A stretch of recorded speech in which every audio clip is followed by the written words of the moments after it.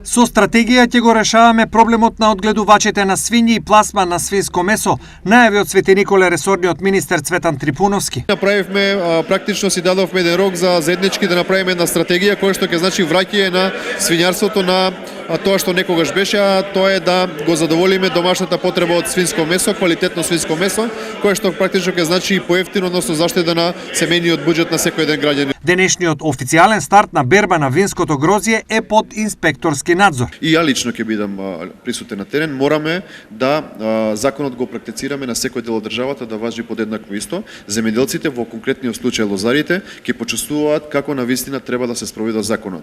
Зголемувањето на цените е за поздравување, ова што сме го направиле како министерство, како влада, мислам дека ќе се осети кај самите лозари. Само обезбеден пласман на овогодишниот род на сливата е решение за сливарите. Ние како министерство бараме дополнителен пласман на оваа слива кој што се јавува како род. Пак ќе кажам, ова е наследена ситуација, требаше некој друг претходно да го спреми теренот за да немаме вакви проблеми, меѓутоа ние сме посветени во делот на изнаоѓање на пласмани. Наредната година светиниколските земјоделци ќе го немаат проблемот со редовно водоснабдување на нивните ниви.